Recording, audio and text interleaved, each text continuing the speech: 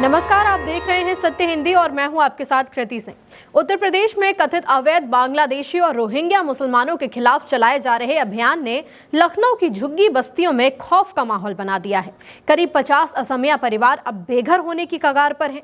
दिलचस्प बात यह है कि लखनऊ की मेयर शहर के बुनियादी कामों को छोड़कर झुग्गियों में जाकर गरीब मजदूरों के कागजात जांच रही हैं।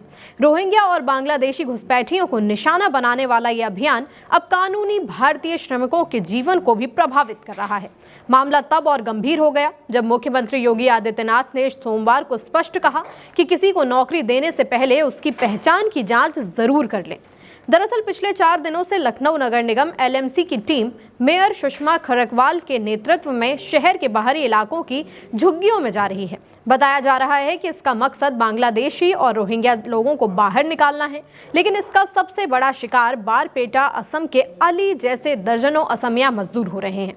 अली ने अपनी आपबीती सुनाते हुए कहा कि बिना दस्तावेज जांचे हमारे घर में घुसकर हमारा ठेला छीन लिया गया और 15 दिनों में झुग्गी खाली करने का अल्टीमेटम दे दिया गया और पुनर्वास की तो कोई योजना ही नहीं है। डर इतना फैल चुका है कि आसपास की दूसरी बस्तियों में भी लोग अपना सामान बांधकर निकलने की तैयारी कर रहे हैं। इसी बीच मुख्यमंत्री योगी आदित्यनाथ ने सोमवार को उत्तर प्रदेश की 24 करोड़ जनता से कहा कि सुरक्षा, समाज में संतुलन और कानून व्यवस्था बनाए रखने के लिए किसी को भी नौकरी देने से पहले उसकी पहचान जरूर चेक करें। उन्होंने 2 दिसंबर के सुप्रीम कोर्ट के फैसले का भी हवाला दिया, जिसमें अवैध घुसपैठियों के लिए रेड कारपेट बिछाने की आलोचना की गई थी। सीएम ने कहा कि सरकारी योजनाओं का फायदा किसी अवैध विदेशी को नहीं मिलना चाहिए। इसके लिए रोहिंग्या और बांग्लादेशियों की लिस्ट बनाई जा रही है, अस्थायी हिरासत केंद्र भी बनाए जा रहे हैं और दस्तावेज सत्यापन का खास अभियान चलाया जा रहा है। कागजों में ये राष्ट्रीय सुरक्षा के लिए बड़ा कदम लग सकता है, लेकिन लखनऊ की गलियों में ये अब भेदभाव और उत्पीड़न का रूप ले चुका है। नगर निगम की टीमें बिना किसी उचित प्रशिक्षण यानी प्रॉपर ट्रेनिंग के सिर्फ शक, बोली या चेहरे के आधार पर कार्रवाई कर रही हैं।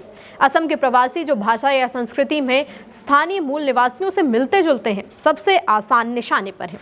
विपक्ष से बीजेपी सरकार की धमकी की राजनीति बता रहा है। 7 दिसंबर को कांग्रेस के प्रतिनिधिमंडल झुग्गियों में पहुंचे और मेयर के अधिकारों पर सवाल उठाए। उन्होंने कहा कि लखनऊ की मेयर किस हैसियत से गरीब मजदूरों के कागजात चेक कर रही हैं और अपनी असली जिम्मेदारी भूल रही हैं। ये कोई नई बात नहीं है।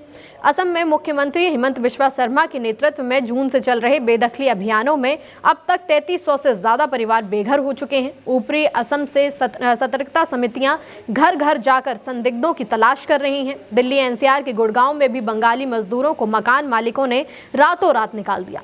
बहरहाल 19 दिसंबर की समय सीमा नजदीक आ रही है। अली और उनके पड़ोसी अपने फटे पुराने कागजात को हाथ में लेकर दुआ मांग रहे हैं कि सब कुछ ठीक हो जाए।